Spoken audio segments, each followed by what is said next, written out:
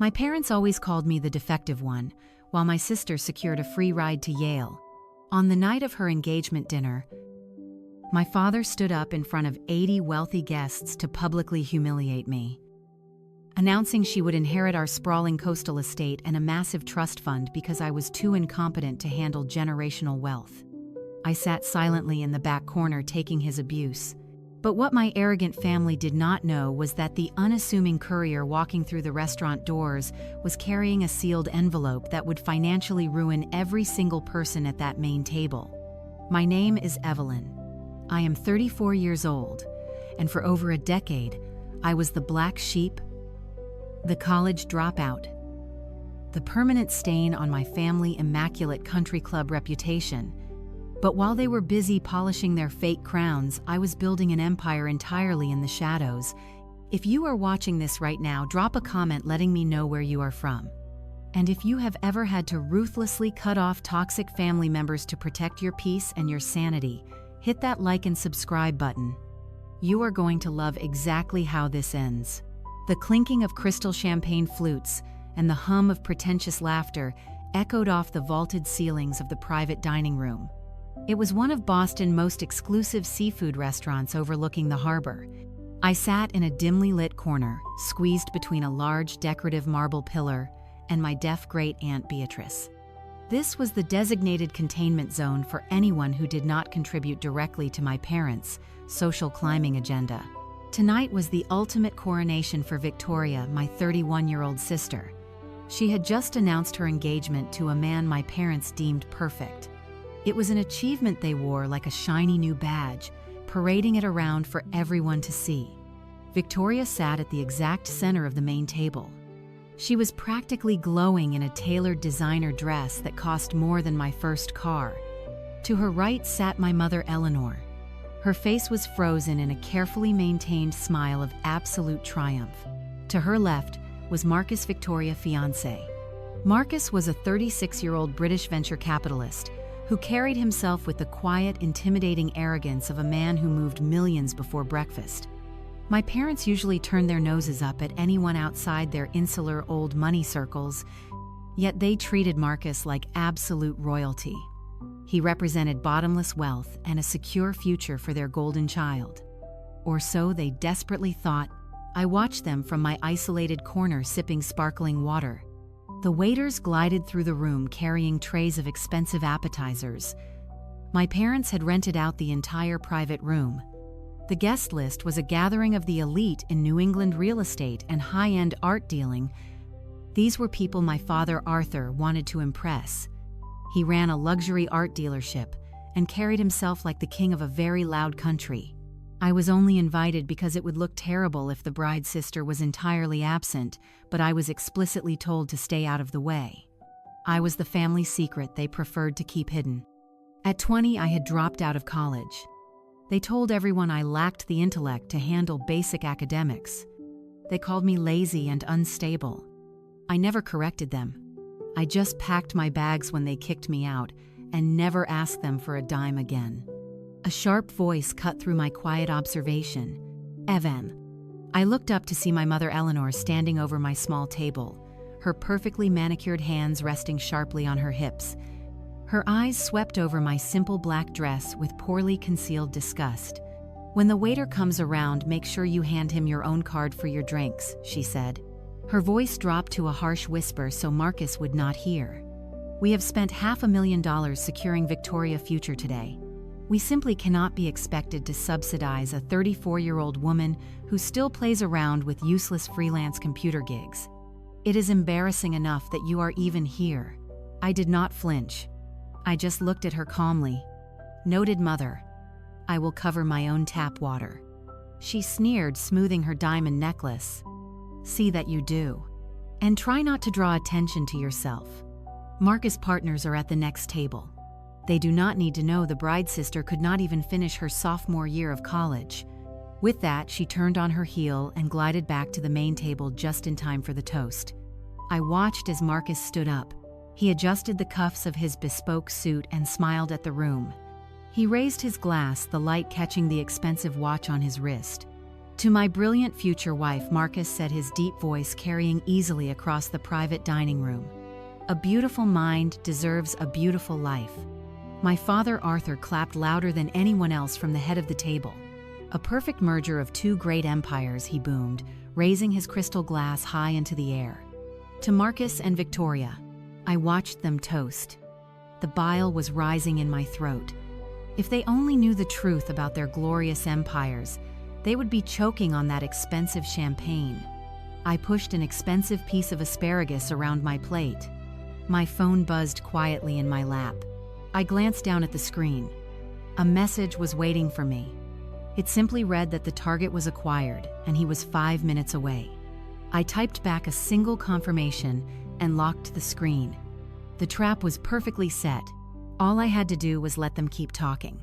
The dinner dragged on into an agonizing parade of self-congratulation and financial posturing.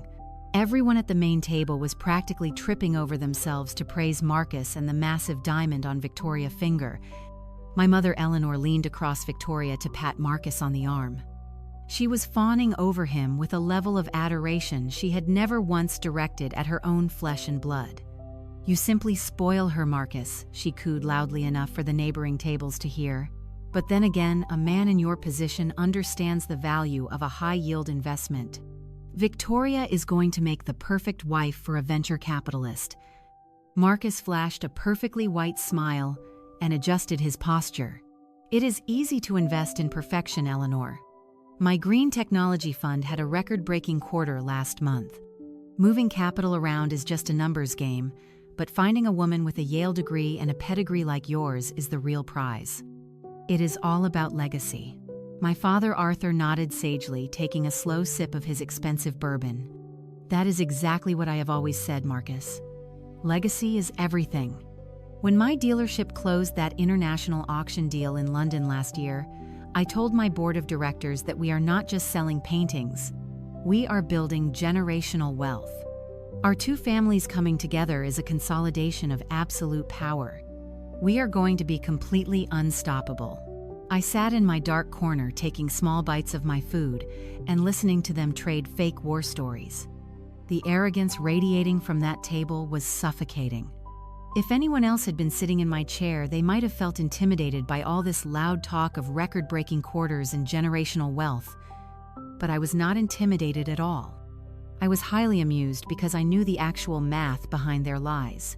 I knew that Marcus had lost 80% of his investors' money on catastrophic commodity shorts the previous winter. I knew his supposedly elite venture capital fund was currently drowning in margin calls and desperate debt. And I knew that my father had not closed an international auction deal in London or anywhere else in over 6 years. His luxury art dealership was essentially a hollow shell, teetering on the very edge of complete insolvency, holding inventory that was entirely leveraged. They were two sinking ships, desperately tying themselves together, completely unaware that the other was made of solid lead. As the expensive dessert plates were cleared away by the waitstaff, my father decided it was time for the main event. He stood up from his leather chair and began tapping a heavy silver spoon against his crystal champagne flute. The sharp ringing sound cut through the ambient noise of the private dining room. Gradually, all conversations ceased. The wealthy guests turned their attention toward the head of the table. Arthur smoothed the lapels of his tailored tuxedo and puffed out his chest. He was a man who lived for an audience, and tonight he had a captive one. Family, friends, and distinguished guests, Arthur began, his voice booming with practiced authority. "Today, we celebrate absolute excellence. When Eleanor and I raised our daughters, we set the bar incredibly high. We demanded greatness. We did not accept excuses. And Victoria did not just reach that bar. She soared entirely over it." Victoria beamed, resting her head delicately on Marcus' shoulder.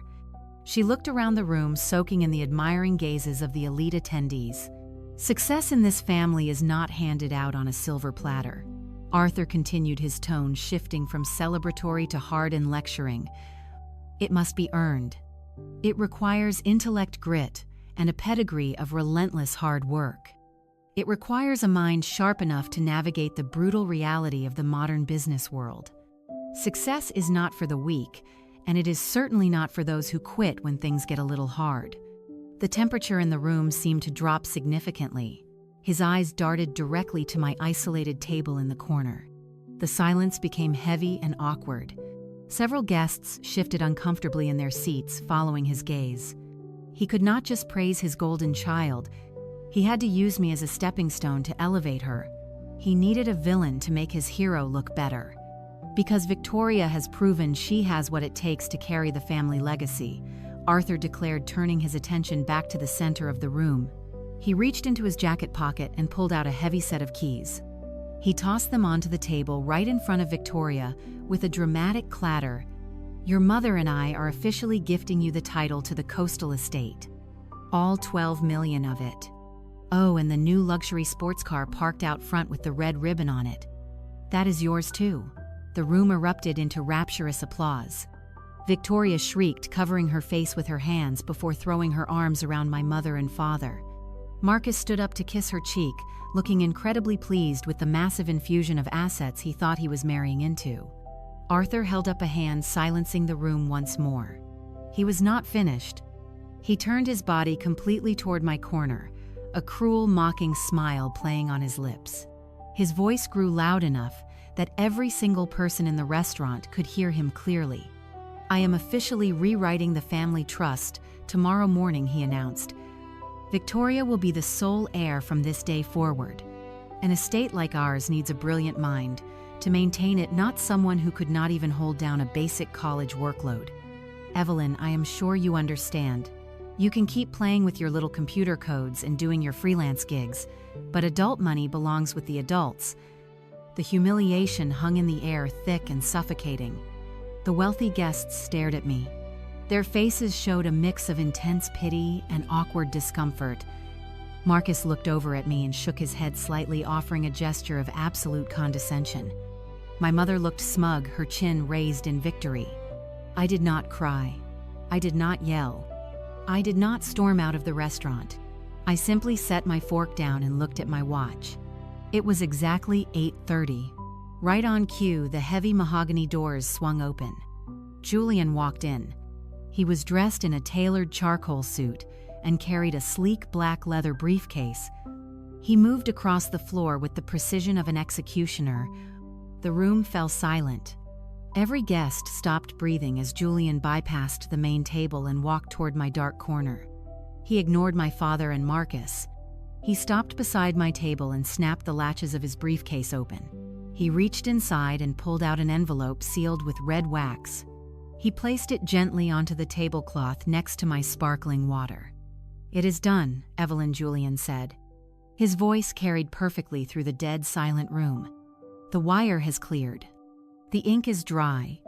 It is time to show them who you really are." I picked up the envelope, feeling the true weight of the paper. Every eye in the restaurant was glued to me. The triumphant smile of my father had completely collapsed. It was replaced by a confused scowl. He did not like losing the attention of his audience, and certainly did not like unauthorized interruptions during his grand performances. "Excuse me," Arthur barked, stepping away from the head of the table and marching toward us. "Who the hell are you? This is a highly exclusive private event. Security should have never let you through those doors." "I am her legal counsel and primary wealth manager," Julian replied without missing a single beat. He did not cower. He did not look directly at my father, treating him with the exact same dismissive indifference that Arthur had shown me for a decade. Eleanor scoffed very loudly, trying to break the thick, heavy tension filling the room. She let out a mocking laugh. "Evelyn, what is this ridiculous stunt? Did you spend your meager savings to hire some cheap actor to come in here and make yourself look important? You are embarrassing us in front of the elite partners. You have always been prone to these dramatic, childish outbursts when you do not get your way." I ignored her shrill voice. I kept my eyes focused solely on the envelope in my hands. I slid my thumb under the flap and cracked the thick red wax seal. I pulled out the crisp financial document folded neatly inside. I unfolded the paper and stared at the bold black numbers printed across the center line. $80 million. It was the buyout check from a global defense contractor acquisition of my anonymous cybersecurity platform. a platform I had built from absolutely nothing. But to fully understand why this specific moment felt so intensely intoxicating, you have to understand the nightmare I had meticulously unraveled. You have to understand the terrifying reality I had uncovered exactly 6 months ago. My family thought I was a failure because they had deliberately engineered my failure. They thought I was drowning because they were the ones holding my head underwater. 6 months prior to this dinner, I was living in a modest apartment. I was quietly running my software startup far away from my parents. My team had developed an advanced artificial intelligence-driven encryption algorithm. It was highly innovative and was just starting to catch the attention of several major tech institutions. I kept my head down, lived frugally, and poured every cent of revenue right back into the business infrastructure. I worked 18-hour days, surviving on cheap coffee and pure relentless ambition. One Tuesday morning, I decided to apply for a basic commercial line of credit to expand my server capacity. My business was growing rapidly, and we needed more computational power to handle incoming client data. I filled out the banking applications and submitted my personal information, expecting a routine approval within a few days. Instead, I was rejected automatically, and instantly, I was confused. I lived a debt-free life. I paid my modest rent on time every month. I did not own a car and paid off my credit card balances in full every cycle. There was absolutely no logical reason for a financial institution to instantly deny a small business credit line to someone with a flawless financial history. Seeking answers, I logged into a portal and pulled my credit report. I expected to find a simple clerical error.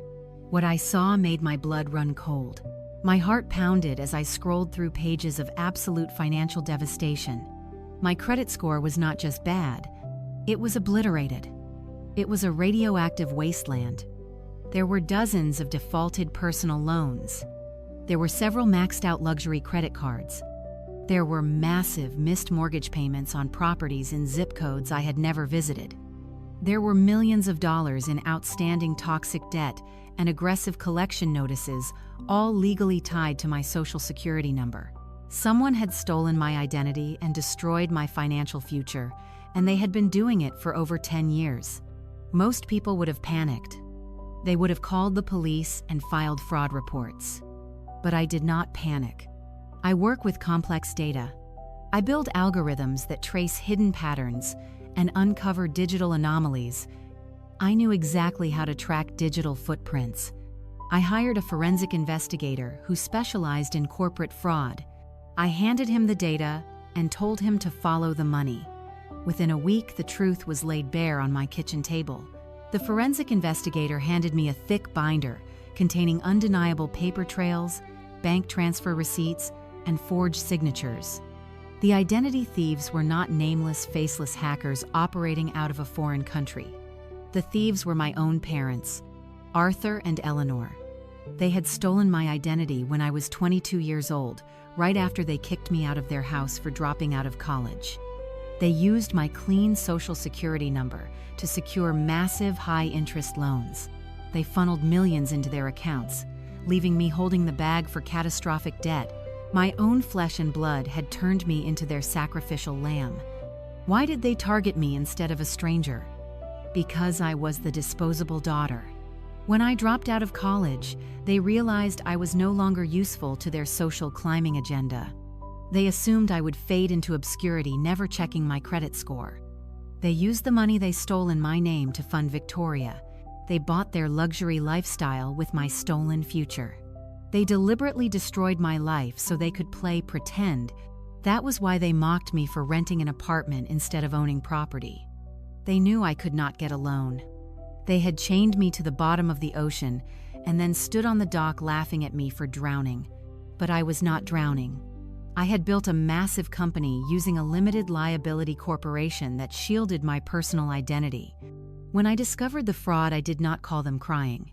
Confrontation gives the enemy time to prepare and hide their tracks. Instead, I instructed my forensic investigator to dig deeper. If Arthur was stealing my identity to float his lifestyle, just how completely broke was he? The investigator tore into my father and his business records. The findings were absolutely pathetic.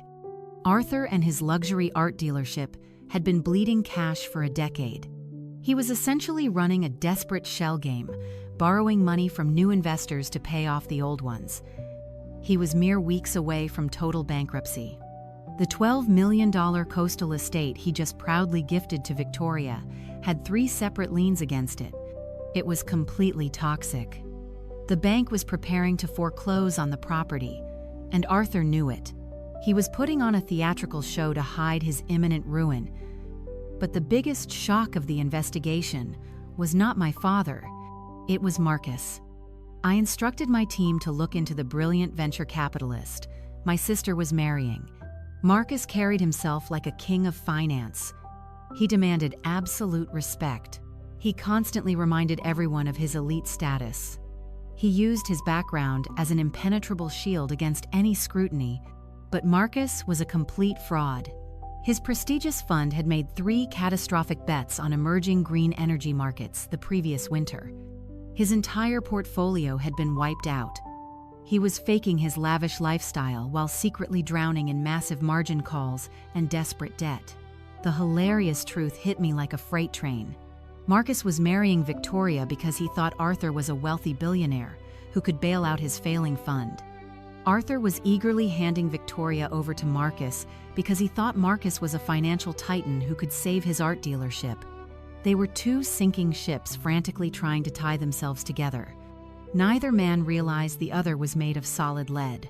They were both running a desperate long con, and my sister was the oblivious pawn, caught right in the middle. Knowing all of this, I could have easily confronted them. I could have exposed the fraud, filed police reports, and sent my parents to prison for identity theft. But simply sending them to jail would not be enough. They had stolen 10 years of my life and branded me a useless failure. They had isolated me from our extended relatives and laughed at my supposed misery. I wanted them to feel the exact same helpless desperation they had forced upon me. I wanted them to lose everything they valued most. Their social status, their fake wealth, and their pristine reputation had to be destroyed in public. So I decided to stay completely quiet and still. I watched from the shadows as they planned their extravagant engagement dinner and celebrated their fake achievements. While they were busy choosing expensive floral arrangements and booking Michelin star restaurants, I meticulously built a huge financial trap they would never see coming. About 3 months before the dinner, my plan hit a dangerous snag. Marcus and Arthur were desperately hunting for fresh capital to keep their respective scams afloat. During their frantic search for money, they stumbled upon a mid-sized technology startup that was generating massive revenue. They started digging into the corporate structure of this anonymous company, hoping to steal its proprietary algorithm or force a cheap buyout. They had no idea that the company they were targeting belonged to me. When they finally unmasked the chief executive officer, they were shocked to find my name on the corporate documents.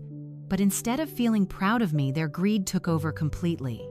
They realized my platform was worth tens of millions of dollars. They decided they needed to take it from me.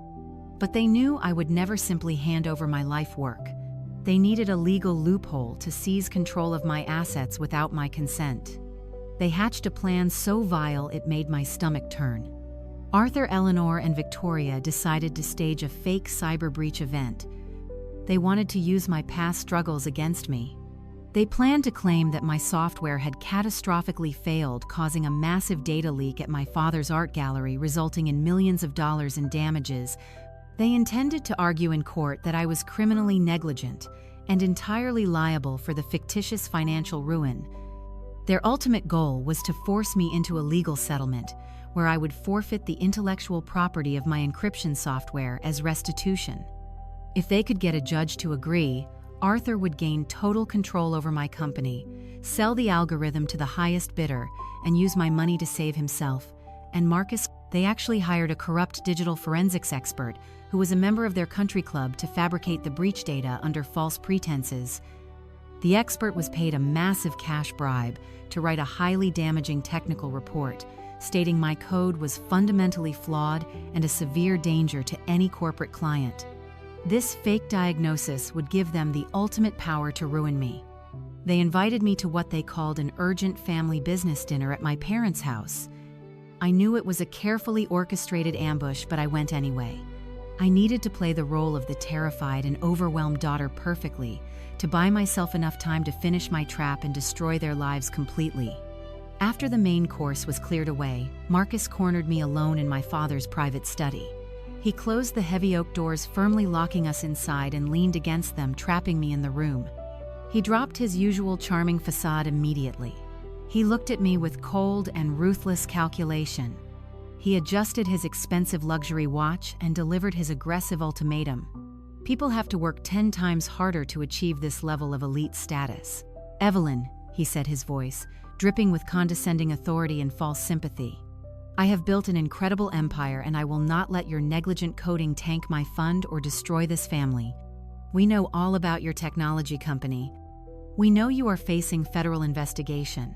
If you try to fight us in court, you will lose everything. Sign the company over to my management right now. I will protect your assets, and I will personally clean up this cyber mess before your parents are ruined. Do not make this harder than it has to be. I looked at him and let my hands tremble visibly. I forced thick tears into my eyes, playing the exact pathetic part they had written for me. I told him I was completely overwhelmed and deeply exhausted by the pressure. I begged for just a little more time to process everything before signing the corporate transfer papers. Marcus smiled a predatory grin and patted my shoulder condescendingly. He told me I had exactly 2 weeks to fix this and get my mind right before the paperwork became mandatory. He truly thought he had won. He thought he had broken me into submission. I walked out of that house, wiping away my fake tears, and immediately got to work. I did not need 2 weeks. I only needed 10 days. I met with Julian at a secure corporate office building. We had been quietly negotiating the sale of my cybersecurity platform to a massive global defense contractor. They had run my code through their aggressive stress tests and realized my algorithm was a revolutionary breakthrough. We sat across a long glass conference table from 3 seasoned acquisition executives. They offered $60 million for total ownership of the platform. I slid the contract back across the table and looked them directly in the eye. I told them my technology would save their risk assessment department hundreds of millions in the first year alone. I demanded $80 million in a clean cash buyout. I also required the transaction to be completely sealed and untraceable until the funds cleared my private accounts. The executives hesitated for only a moment before shaking my hand enthusiastically. The deal was officially struck. While my family was busy picking out expensive floral arrangements for Victoria engagement dinner and preparing fake legal documents for my restitution, I was legally securing $80 million in liquid capital. But having the money was only the first step of my master plan. I did not just want to walk away rich and successful. I wanted absolute destruction for the people who tried to ruin me. I directed Julian to utilize a highly discreet holding company to begin purchasing toxic debt. We started with my father.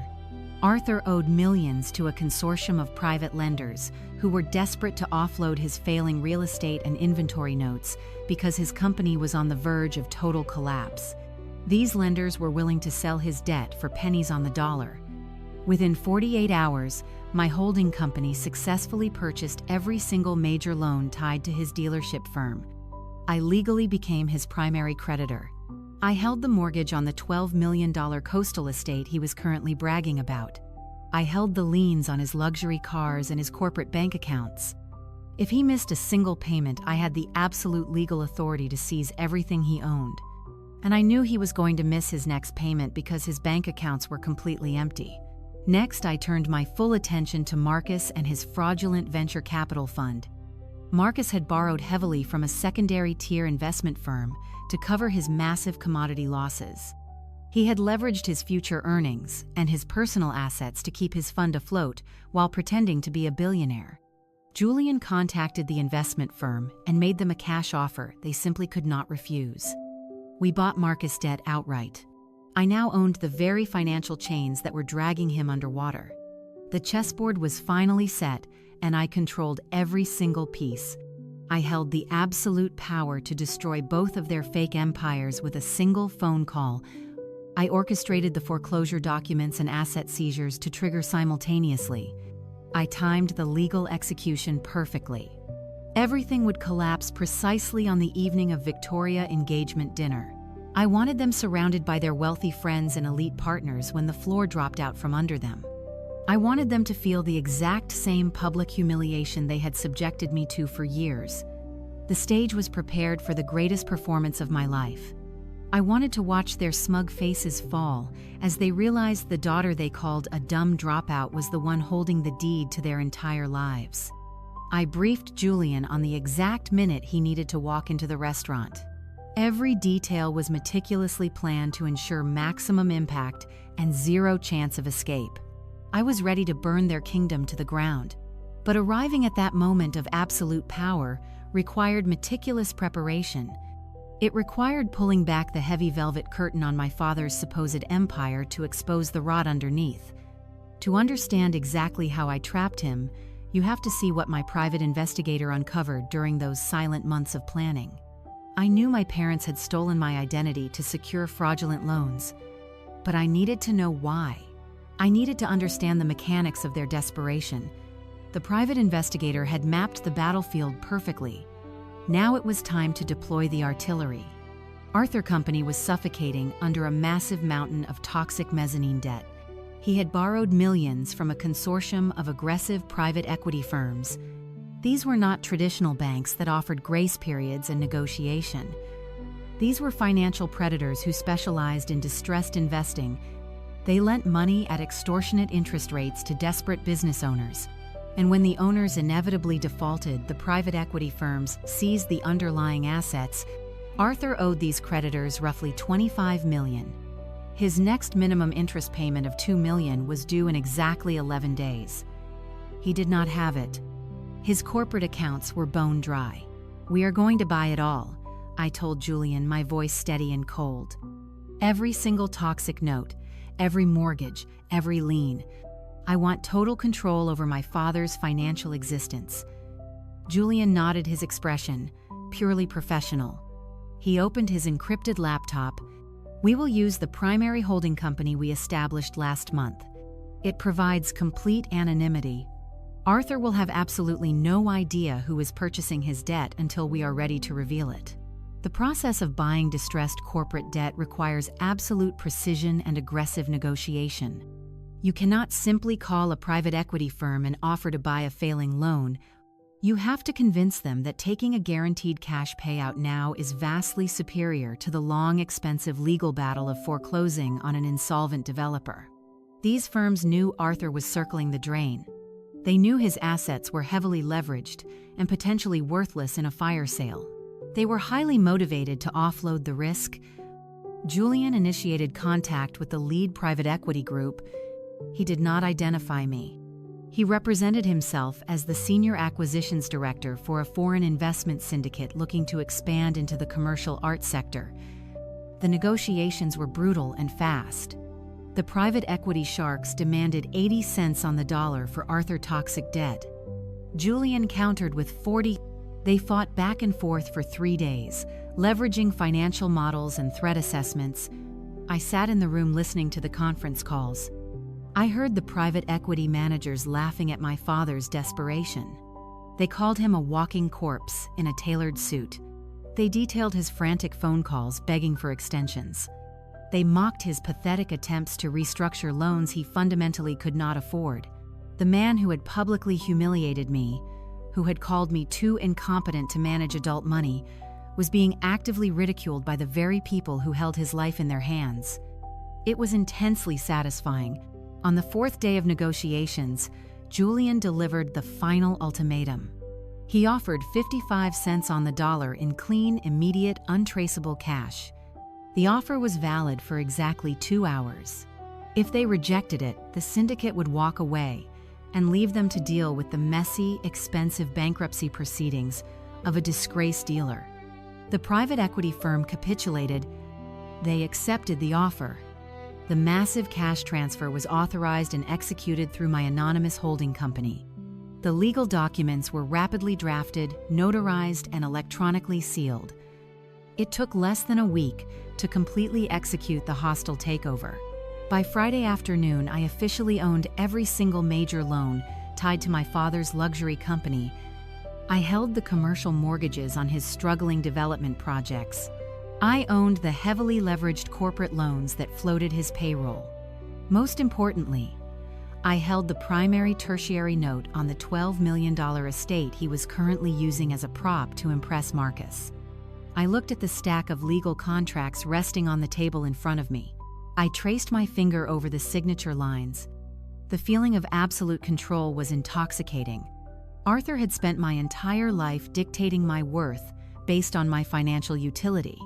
He had destroyed my credit score to buy himself a few more years of pretending to be a titan of industry. He thought he was untouchable.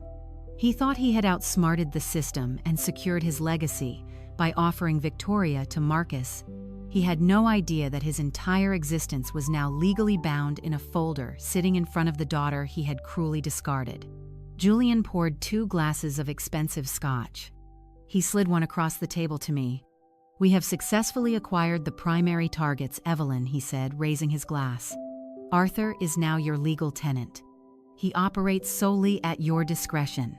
If he misses the payment next week, we have the immediate legal authority to execute a total asset seizure and freeze all corporate activity." I took a slow, deliberate sip of the scotch. The burn in the back of my throat matched the fierce heat of my anticipation.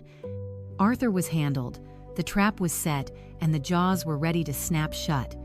But my father was only half of the toxic equation. I set the glass down and looked at Julian. The cold calculation in my eyes matched the ruthless environment of our war room. "Arthur is secured," I said, my voice low and dangerous. "Now it is time to hunt the venture capitalist. We are going to buy Marcus. We are going to purchase every single chain that is currently dragging him underwater. I want to own the man my sister thinks is going to save her." Julian smiled a sharp, predatory grin. He opened a new encrypted file on his laptop. The digital hunt for Marcus' massive debt was officially authorized. The secondary phase of absolute financial destruction was ready to begin. Marcus was a much more dangerous target than my father. Arthur was a desperate fool bleeding cash in plain sight. Marcus, on the other hand, was a calculated predator. He operated behind the sleek, polished facade of a high-frequency venture capital fund manager. He used his status to intimidate people into never questioning his balance sheets. He constantly demanded respect and claimed his success was the result of overcoming systemic barriers. In reality, his success was an elaborate optical illusion built entirely on catastrophic lies and desperate secondary loans. The private investigator had already mapped out the exact location of Marcus' toxic debt. When Marcus lost 80% of his investors' capital on reckless commodity bets, he panicked. To prevent a massive run on his fund and avoid immediate federal prison, he sought out a shadow banking firm called Apex Capital Solutions. Apex was a ruthless secondary-tier lender that specialized in providing high-interest lifeline loans to failing managers. They gave Marcus enough cash to cover his quarterly distributions, effectively helping him run a sophisticated Ponzi scheme. In exchange, Apex held the absolute rights to liquidate his entire fund and seize all of his personal assets if he missed a single payment. I sat across from Julian. I told him I did not just want to buy Marcus dead. I wanted to completely own the financial guillotine hanging over his neck. Julian warned me that dealing with a firm like Apex Capital Solutions would be significantly more complicated than negotiating with my father's creditors. Apex was highly aggressive. They enjoyed squeezing desperate managers for extortionate interest rates. They would not simply hand over a lucrative debt portfolio just because we offered them a quick cash buyout. I smiled and took another sip of my scotch. I told Julian we were not going to ask nicely. We were going to apply the exact same brutal pressure they used on their own victims. My cybersecurity platform had granted me access to massive amounts of institutional market data. I instructed my analysts to run a quiet stress test on Apex Capital Solutions itself. The results were incredibly revealing. Apex was deeply overleveraged. They had issued too many high-risk loans to failing companies, and their own institutional backers were beginning to demand liquidity. They were quietly desperate for an immediate cash infusion. Julian immediately reached out to the senior partners at Apex. He used our anonymous corporate holding company to request an emergency meeting. We did not go to their offices. We forced them to come to a neutral, secure boardroom.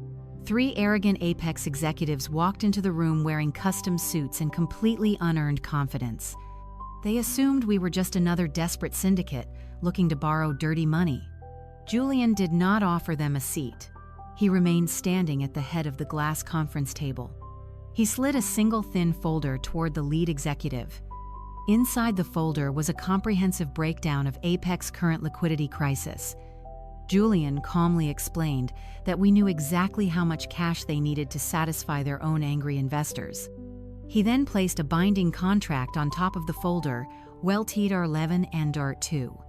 We offered to purchase Marcus' entire debt portfolio for 100 cents on the dollar. We were willing to pay the absolute maximum premium for his specific failing notes in pure, untraceable liquid cash. The catch was that they had to sign the transfer documents immediately. If they hesitated for even a single minute, Julian promised we would leak their internal liquidity crisis to the major financial press. We would trigger a massive run on their own firm and bankrupt them before the weekend. The arrogance vanished from the executives' faces instantly. They stared at the contract and then looked at Julian with a mixture of pure terror and professional respect. They were sharks, but they suddenly realized there was a much bigger apex predator in the room. They did not even attempt to negotiate. The lead executive picked up a pen and signed the debt transfer agreements with trembling hands. The massive cash wire was authorized immediately from my offshore trust. By the time I walked out of that boardroom, I was the undisputed master of Marcus' entire financial existence. I legally held the aggressive promissory notes. I owned the immediate margin call triggers. I held the indisputable documentary evidence of his massive fraud. If I wanted to, I could hand the entire file over to the Securities and Exchange Commission and watch federal agents drag Marcus out of his luxury apartment in handcuffs. But federal prison was too good for him. Prison would allow him to play the victim. He would spin a narrative about being an unfairly targeted individual in a biased financial system. I refused to let him control the story. I needed him to face his absolute destruction in public, surrounded by the elite society he fought so dirty to impress. I opened my phone and scrolled through Marcus' public social media profiles. He had just posted a new picture. He was standing inside a bespoke tailor shop getting fitted for his custom wedding tuxedo. He was smiling arrogantly into the mirror. The caption read that true generational wealth is built through relentless hard work and elite partnerships. The sheer hypocrisy made my stomach turn. He was actively plotting to steal my company and have me convicted of cybercrimes while preaching about hard work on the internet. I locked my screen and looked at Julian. I told my legal counsel to begin drafting the final margin call notices and the total asset liquidation orders. I instructed him to tie the execution of those documents to the exact date and time of Victoria engagement dinner. We were going to let Marcus put on his expensive tuxedo. We were going to let him buy the diamond ring and toast to his fake empire. And then we were going to drop the floor out from under him. The secondary trap was perfectly primed. The only thing left to do was wait for the dinner bell to ring. But I needed one final physical piece to complete my absolute monopoly over my family. I needed the crown jewel of my father's fabricated legacy. I needed the $12 million coastal estate. Arthur had leveraged that specific property into absolute oblivion, using it as collateral for his most aggressive private equity loans. When I purchased his toxic debt portfolio, I became the sole holder of that tertiary mortgage. I knew his grace period for the minimum monthly payment had officially expired 48 hours ago. Because I owned the note, I had the unilateral authority to trigger an immediate default. I did not send him a polite warning letter. I did not offer a grace period or a chance to restructure the failing loan. I instructed Julian to execute a brutal and immediate foreclosure protocol. We bypassed the standard lengthy court procedures by utilizing a highly aggressive commercial deed in lieu of foreclosure clause hidden deep within the original lending contract. Arthur had signed that contract years ago in a state of pure desperation, completely ignoring the lethal fine print. The clause stated that upon a catastrophic financial default, the primary lender could immediately seize the physical property deed to satisfy the outstanding debt. I sat in my secure office watching the digital paperwork process in real time. Julian coordinated directly with a team of elite property attorneys. They filed the transfer documents with the county clerk. I watched the progress bar on my computer monitor fill with bright green light. A sharp chime echoed from my speakers. The transfer was officially authenticated and permanently recorded by the state. I clicked open the digital file and stared at the final legal document. The deed to the massive estate was now registered exclusively under my private limited liability company. I officially owned the sprawling manicured lawns, the private beach access, and the luxury house my parents used to host their pretentious parties. I owned the very roof over their heads. I printed the heavy deed on premium stock paper and placed it securely inside a thick black folder. This was the exact house Arthur was planning to dramatically gift to Victoria at her engagement dinner. He was intending to hand her the keys to a kingdom he no longer legally owned. The sheer magnitude of his impending humiliation was almost too beautiful to comprehend. I was going to let him deliver his arrogant speech. I was going to let him soak up the loud applause from his elite friends, and then I was going to hand him the formal eviction notice. With the real estate deed firmly secured, I turned my complete attention to the exact timing of the execution. I did not want a messy, prolonged legal battle spanning several weeks. I wanted a synchronized financial decapitation. I instructed Julian to build an automated legal distribution system. We tied the release of every single destructive document to a specific digital timer. At exactly 8:30 on the night of Victoria engagement dinner, the secure system would automatically email the formal margin call notices directly to Marcus' furious investors. It would simultaneously fax the commercial foreclosure documents to Arthur's remaining business partners. It would electronically freeze all of their active bank accounts and permanently lock their credit lines. I was building a digital guillotine and programming it to drop exactly during dessert. The level of precise coordination required to pull this off was staggering, but Julian managed it flawlessly. He ensured that there would be absolutely no way for Marcus or Arthur to stop the massive hemorrhaging once the timer hit 0. They would be trapped in that private dining room, completely cut off from their lawyers and their crisis management teams, while their respective empires burned to ash in the real world. To ensure they remained completely oblivious to the approaching slaughter, I had to maintain my performance as the broken and defeated daughter.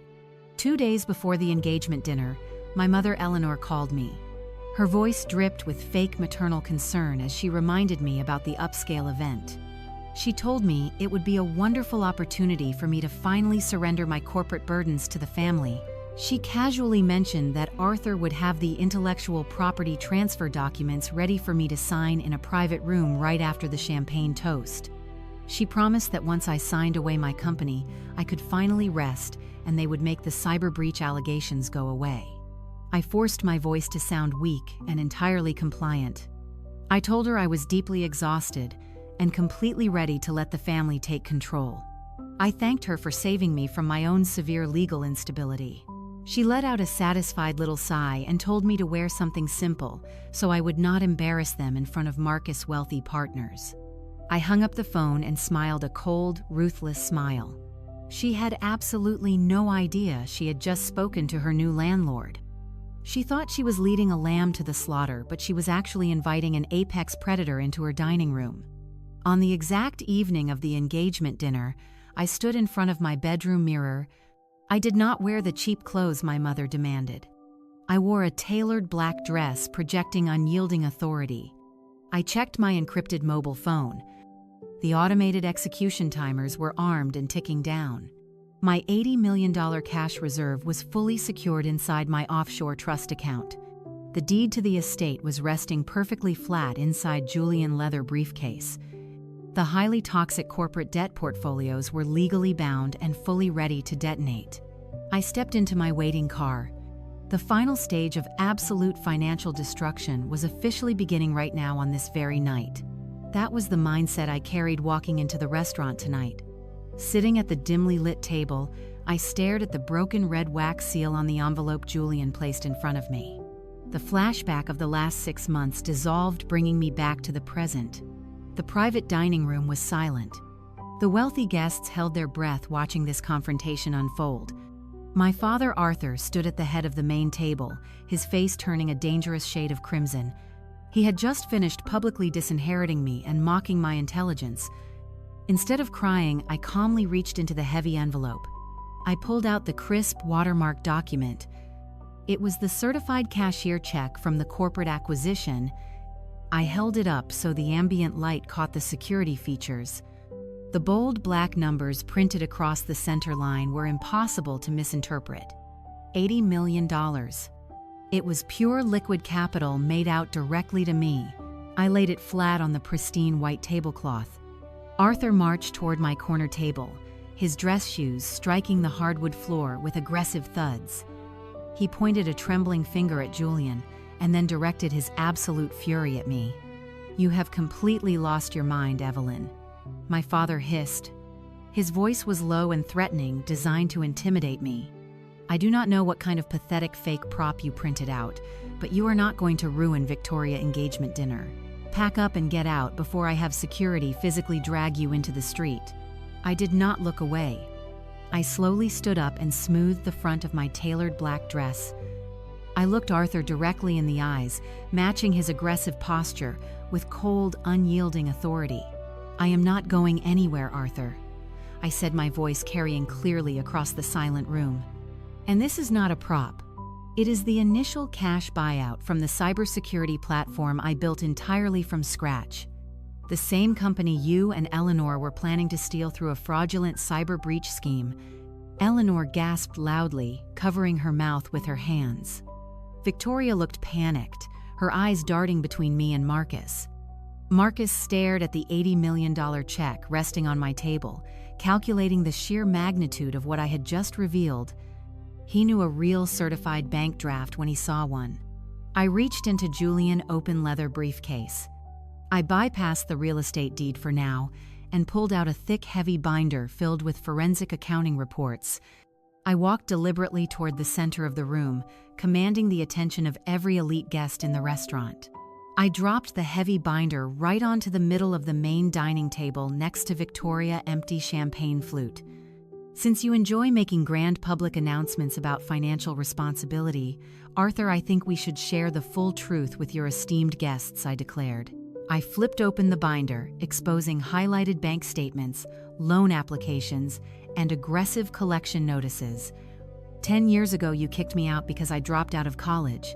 You told everyone I was a failure. But what you did not tell them was that the very next day you and Eleanor stole my social security number. You committed identity theft against your own daughter. You used my clean credit history to take out massive high-interest personal loans because your luxury art dealership was bleeding cash and the banks had cut you off. That is an outrageous lie." Arthur bellowed, his face twisting with panic. He lunged forward, attempting to grab the binder, but Julian stepped effortlessly between us, blocking his path with broad shoulders and a calm, menacing stare. "It is fully documented and verified by independent forensic investigators," I countered loudly. "You ruined my credit score for an entire decade. You saddled me with millions of dollars in toxic debt. You defaulted on loans you took out in my name. What did you do with that stolen money? You used it to pay for Victoria's astronomically expensive education. You used my stolen identity to buy her designer clothes, European vacations, and the fake luxury lifestyle she needed to trap a venture capitalist." Victoria stood up abruptly, knocking her chair backward. "You are completely psychotic, Evelyn," she screamed, her voice shrill and desperate. "You are jealous because I am successful and you are nothing. Marcus, tell them she is crazy." But Marcus did not speak. He was staring at the forensic bank statements resting on the table. As a man moving money for a living, he instantly read the fraudulent financial trail. The evidence was absolutely undeniable. Eleanor burst into theatrical tears, attempting to play the victim. "How can you say these horrible things about us?" she sobbed loudly, clinging to Arthur's arm. "We gave you everything. We only tried to protect you. We never took a single dime from you." I reached into the binder and pulled out a specific loan origination document, holding it up for the room to see. "This is a promissory note for $7 million, I stated. "It was signed 7 years ago using my name and my social security number. The funds were wired directly into a joint checking account controlled by Eleanor. 3 days later, that exact same amount was used to purchase a fraudulent collection of paintings to secure further loans. You funded your high society lifestyle by stealing from your own child." The private dining room erupted in shocked whispers. The wealthy guests, Marcus' elite partners, and the old money socialites stared at my parents in horror. In their ruthless world, financial fraud was the ultimate unforgivable sin. Arthur was hyperventilating, realizing his pristine reputation was evaporating in real time. "You have no right to do this," he hissed. "I have every right," I replied, my voice dropping to a dangerous whisper. "And your nightmare is only just beginning." I turned back to Julian, who was standing stoically with the open briefcase. He handed me 2 separate manila folders. One was dark red, the other was a deep navy blue. I took them and walked around the dining table. The clinking of silverware and the quiet murmurs of the elite guests had completely stopped. The entire room was paralyzed, watching the destruction of a dynasty. I stopped directly between Arthur and Marcus. They were both glaring at me, but the underlying panic in their eyes was unmistakable. I tossed the red folder onto Arthur's plate. I dropped the navy blue folder right down in front of Marcus. "You both think you are so incredibly smart," I said, my voice projecting clearly across the private dining room. "You both thought you could run the ultimate con and walk away as the king of finance. You thought you could use Victoria as the perfect little pawn to merge 2 massive financial empires. The only problem is that neither of your empires exists. Let us start with this great art titan," I announced, gesturing toward my father. "Marcus, you thought you were marrying into a family that possessed generational wealth. You thought Arthur was a billionaire who could inject massive amounts of liquid capital into your failing fund. You thought he was your ultimate savior. But Arthur is completely broke." My father's face turned a horrifying shade of purple. "Shut your mouth, Evelyn," he roared, attempting to stand up, but his legs seemed to give out beneath him and he fell back heavily into his chair. I opened the red folder in front of Arthur and spun it around so Marcus could read the summary page. "His company has not closed a successful international deal in 6 years," I continued. "He is running a desperate shell game. He is weeks away from total public bankruptcy. And that $12 million estate he just proudly gifted to Victoria, it has 3 separate liens against it. It is completely underwater. If you marry her, Marcus, you are not marrying into a trust fund. You are marrying into a catastrophic mountain of toxic commercial debt." Marcus stared at the financial printouts. His jaw dropped. The carefully constructed mask of the elite venture capitalist shattered instantly. He looked at Arthur with absolute disgust. "You are bankrupt." Marcus spat, his voice dripping with venom. "You told me your portfolio was generating double-digit returns. You sat in my office and promised to anchor my next investment round. You lied to me, you pathetic old fraud." Arthur slammed his fist on the table, causing the crystal glasses to rattle. "How dare you speak to me like that?" he yelled. "You are nothing but an arrogant kid playing with other people's money." I smiled coldly and tapped the navy blue folder resting in front of Marcus. "Speaking of other people's money," I said smoothly, "it is time to talk about your brilliant future son-in-law, Arthur. You were so eager to hand Victoria over to him because you thought his fund could bail out your sinking art dealership. You thought his massive market profits could pay off your predatory lenders." Marcus lunged forward, trying to snatch the folder away, but I was faster.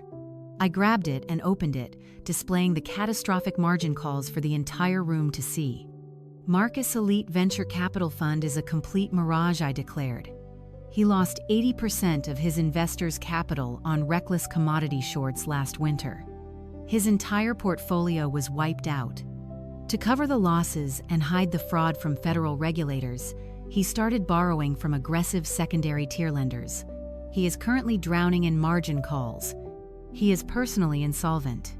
His bespoke suits, his sports cars, his luxury watches are all entirely financed by high-risk debt. The silence in the room was deafening. The executives at the neighboring tables began whispering furiously to one another. Marcus' elite partners looked horrified, realizing their own professional reputations were now tied to a massive financial scandal. Arthur stared at Marcus, his eyes wide with horrified realization. "You do not have the capital," Arthur stammered, his voice shaking. "You showed me the balance sheets, div use at Reven. You said your fund was flush with cash." "The balance sheets were forged, Arthur," I explained calmly. "You are both running the exact same desperate con. You are two sinking ships who tied yourselves together hoping the other would keep you afloat. Neither of you realized the other was made of solid lead." The realization hit them simultaneously. The mutual scam was completely exposed. They had been trying to pickpocket each other, and now they were both caught empty-handed in front of the most powerful people in the city. The explosion was instantaneous. Marcus shoved his chair backward, creating a loud screeching sound against the hardwood floor. He pointed a trembling index finger at Arthur. "You set me up, you broke piece of trash," Marcus shouted, abandoning all pretense of elite sophistication. "You tried to use your daughter to trap me into absorbing your toxic garbage. I should have known you were a fake." Arthur jumped to his feet, his face contorted with pure rage. "You arrogant thief," Arthur screamed, pointing right back at Marcus. "You came into my house pretending to be a billionaire. You tried to steal my daughter to cover up your federal crimes. You are going to prison." They were shouting over each other, hurling insults and assigning blame. The polished, civilized atmosphere of the Michelin star restaurant dissolved into a chaotic shouting match. Eleanor was crying hysterically into her napkin, completely unable to stop the disaster. Victoria sat frozen in her chair, looking back and forth between the screaming men. Marcus turned to Victoria, his eyes cold and furiously dark. "The engagement is completely off," he snapped ruthlessly. "I am not legally attaching myself to a family of broke fraudsters. Keep the fake diamond. It is just cheap cubic zirconia anyway." Victoria gasped, clutching the ring, as if the stones had suddenly turned to hot coals against her skin. She ripped the jewelry off and threw it directly at Marcus. The fake diamonds clattered uselessly across the expensive china. She buried her face in her hands, sobbing hysterically. Her perfect coronation had morphed into the most spectacular public humiliation in history. Arthur was hyperventilating. His chest heaved beneath his tailored tuxedo. He turned his wild, panicked eyes toward me. This was my fault. I was the one who had shattered the illusion, exposing his absolute failure to the guests. Security, Arthur screamed, his voice cracking with desperation. He waved his arms frantically toward the restaurant management, who were already hovering nervously near the heavy oak doors. "Get management in here right now. I demand that this woman be physically removed from the premises. She is trespassing. She is completely insane. Get her out of my sight." Two burly security guards in dark suits immediately stepped into the private dining room. The restaurant manager trailed closely behind them, looking incredibly distressed by the chaotic scene. Arthur pointed a trembling finger directly at my face, commanding them to throw me out. "She has ruined a private corporate event," Arthur yelled. "I want her arrested for trespassing. Do your jobs before I sue this entire establishment." The security guards moved toward me, their expressions grim and serious, but they never even made it within 10 feet of my table. Julian stepped smoothly into their path. He did not raise his voice or show a single sign of intimidation. He simply reached into his breast pocket and produced a sleek black identification wallet. He flashed a platinum-tier corporate card that carried immense weight in the financial district, stopping the men completely cold. "I strongly advise you to step back," Julian told the security guards, his tone absolutely frigid. "This woman is the chief executive officer of an $80 million cybersecurity platform. She is currently conducting official legal business regarding massive debt acquisitions. If you lay a single hand on her, I will personally ensure this restaurant faces a devastating corporate lawsuit for interfering with a federal debt collection process." The security guards froze instantly. They looked at the manager, who quickly signaled for them to stand down. Nobody wanted to accidentally assault a billionaire technology founder in plain sight today. The manager bowed his head slightly and backed away, leaving Arthur completely defenseless. "You cannot do this." Arthur hissed, his face slick with nervous sweat. "You are a dropout, Evelyn. You are nothing. You think you can walk in here with some fake bank statements and destroy my family? I will ruin you. I will hire the best lawyers and sue you until you are begging on the street. You do not have the money to hire a cheap traffic lawyer, let alone a corporate litigator," I replied, crossing my arms. "You are completely bankrupt, Arthur." "No, I still have my properties," Arthur yelled, slamming his fist against the table. "I still have the estate. I am still a multi-millionaire on paper. I will liquidate the mansion tomorrow, and I will use every single dime to destroy your pathetic little startup." I smiled a cold, hollow smile. I looked at Julian and nodded. It was time for the final execution. Julian placed his leather briefcase on the dining table right next to the discarded fake diamond ring. He popped the latches and pulled out the thick black folder we had prepared carefully earlier that very afternoon. "Actually, Arthur," Julian said calmly, opening the folder, "you do not have the estate. You do not have any properties at all." Julian slid a heavy premium stock paper across the table. It stopped right in front of my father. "What is this garbage?" Arthur demanded, refusing to touch the paper. "That is a commercial deed in lieu of foreclosure execution," Julian explained, perfectly articulating every single devastating legal term.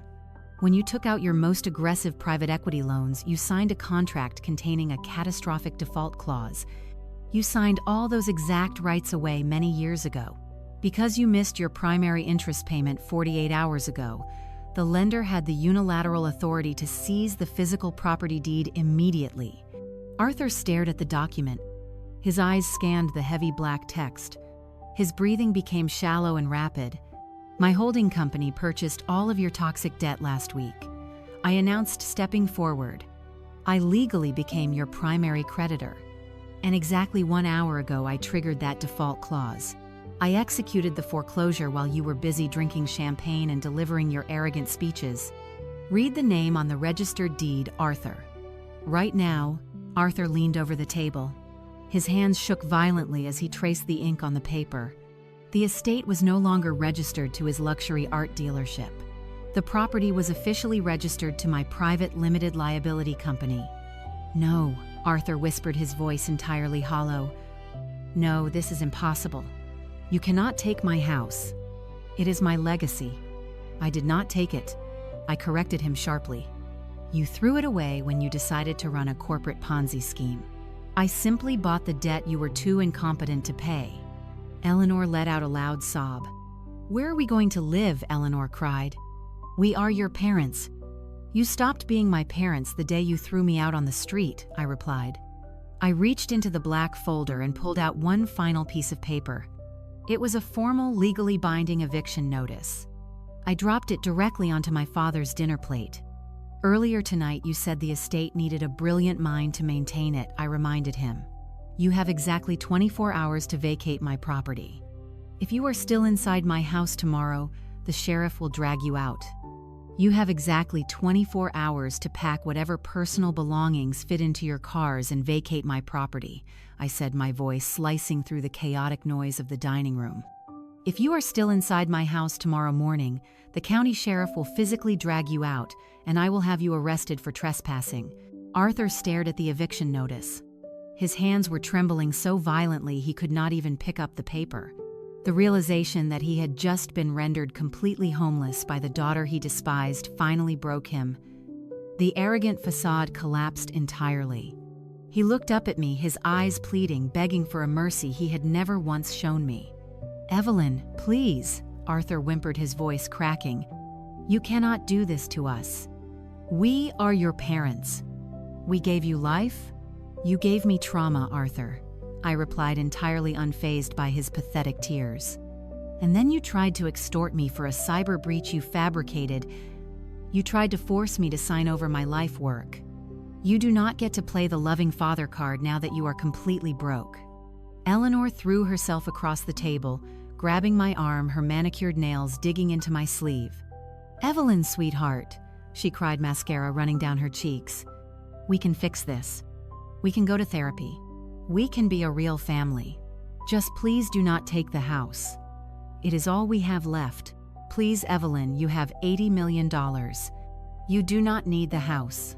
I looked down at her hands gripping my arm. I felt absolutely nothing. No pity, no sadness, no lingering desire for her approval. I gently but firmly detached her fingers from my dress. "I do not need the house, Eleanor," I agreed, stepping back from the table. "But I need you to understand what it feels like to be thrown out into the street with absolutely nothing. I need you to feel the exact same terror and isolation you forced upon me when I was 22 years old." Vivian was still sobbing, clutching the fake diamond ring Marcus had thrown at her. Her perfect engagement had been entirely eclipsed by the exposure of her family's massive financial fraud. She looked at me, her face twisted with a mixture of hatred and profound despair. "You ruined my life," Evelyn, Vivian screamed. "You ruined my engagement." "You ruined your own life, Vivian," I replied calmly. "You spent your entire existence treating everyone around you like garbage because you thought you were untouchable. You thought your elite degrees and your fake trust fund protected you from reality. You are going to have to learn how to survive the hard way now, just like I did." But I was not finished. The most devastating revelation was yet to come. I turned back to the center of the room, commanding the silence once more. "You wanted to humiliate me tonight, Arthur," I said, my voice ringing clear. "You wanted to boast about your pristine legacy. Well, let us talk about the legacy you actually built. Let us talk about the secret you have been hiding for 16 years. The color drained from Eleanor's face. Victoria stopped sobbing, her eyes widening in pure horror. Arthur stumbled back, gripping the edge of the table. I signaled to Julian, who raised his hand. The heavy mahogany doors at the back of the private dining room swung open again. Walking through the doors was a 16-year-old boy. His name was Oliver.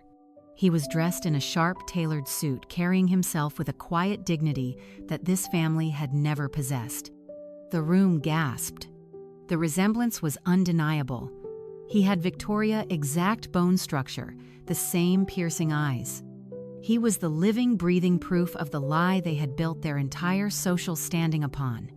16 years ago, I announced to the silent room Victoria got pregnant. Instead of supporting her, my parents shipped her away, sold the baby through a corrupt, disbarred lawyer to a wealthy couple out of state, and spread the rumor that I was the one who had abandoned a child. They ruined my reputation to save hers. Victoria let out a strangled cry, burying her face in her hands. Marcus stared at the boy, his jaw dropping in shock. Arthur and Eleanor looked like they were going to be sick. 5 years ago, I continued, Oliver's adoptive parents passed away in a tragic accident. When the state began looking for his biological family, my parents ignored the calls. They left him to be swallowed by the foster system. But I did not. I fought for custody. I raised him. I funded his education. And tonight he wanted to see the people who threw him away. Oliver stood beside me, looking at the family that had discarded him. He did not look angry. He looked entirely indifferent. "I just wanted to see what $50,000 bought you," Oliver said, his voice calm and mature. "Looks like it bought a whole lot of nothing." The devastation was absolute. The wealthy guests, the elite investors, the art dealers all stared at my family with unadulterated disgust. The financial fraud was one thing, but selling a child and framing another was a moral bankruptcy they could never recover from. I turned to Julian, who was packing the documents back into his leather briefcase. "We are done here," I said. I looked at Arthur, Eleanor, Victoria, and Marcus one final time. "I want to be absolutely clear." I announced, my voice carrying absolute finality. "Do not ever attempt to contact me again. Do not call my office. Do not show up at my apartment. If you try to communicate with me through any channel, I will consider it harassment. And I will instruct my legal team to file a permanent restraining order. We share DNA, but we are no longer a family. You are nothing to me but toxic strangers." I turned on my heel and walked toward the heavy oak doors of the private dining room, Oliver and Julian by my side. The wealthy guests, the elite executives, the old money socialites parted like the Red Sea, allowing us to pass. They stared at me with a mixture of shock and undeniable respect. I had just executed the most ruthless and precise financial and social decapitation they had ever witnessed. I walked out, leaving the screaming, crying, and mutual destruction behind me. The cool night air hit my face as I stepped out onto the sidewalk. The city lights glowed against the dark sky. A sleek black town car was waiting at the curb. The driver opened the door and I slid into the quiet, luxurious interior. Julian sat down next to me, placing the briefcase securely on the seat. Oliver sat across from us, looking out the window with a quiet smile. "It is a clean break," Evelyn Julian said, checking his encrypted phone. "The transfer protocols are fully locked. The debt portfolios are secured, and the $80 million is sitting safely in the trust. The FBI has also been notified of the fraud. They have absolutely zero legal recourse." I leaned back against the leather headrest and closed my eyes. The adrenaline that had fueled me for the past 6 months slowly began to fade, leaving behind a profound sense of absolute peace. The crushing weight of their expectations, the suffocating pressure of their conditional love, and the agonizing desperation for their approval were completely gone. I had finally excised the cancer from my life. I opened my eyes and looked out the window, watching the city blur past. The truth is, blood does not make a family, and biology is just a random genetic lottery. True family is built on mutual respect, unwavering support, and unconditional love. True family celebrates your victories and catches you when you fall. They do not use your vulnerabilities as weapons, and they do not view your success as a threat. I had spent 34 years trying to force a square peg into a round hole, desperately hoping my parents would magically transform into the people I needed them to be. The moment I stopped waiting for their validation was the moment I finally became unstoppable. I built my own empire from the ashes of their rejection. I surrounded myself with a chosen family of brilliant, loyal people like Julian and Oliver, who valued my mind and protected my peace. I realized that my worth was never determined by their toxic evaluations. My worth was determined entirely by my own relentless ambition and my absolute refusal to surrender. If you are watching this right now and you are trapped in a toxic family dynamic, I want you to listen carefully. You do not owe them your sanity. You do not owe them your financial future. You do not owe them your peace simply because you share a last name. Setting a strict boundary is not an act of cruelty. It is an act of profound self-preservation. You have the absolute right to walk away from anyone who diminishes your light. Do not wait for them to change. Do not wait for them to apologize. Build your own life. Protect your own peace. Focus entirely on your own growth. And let your massive, undeniable success be the only answer they ever receive. You are stronger than their manipulation, and you are more valuable than their conditional love. Iom Evween. I was the black sheep, the college dropout, the family disappointment. But tonight I am an $80 million technology founder. Tonight I own the deed to their fake kingdom. And tomorrow morning I am going to wake up in a life that is entirely, completely, and beautifully my own.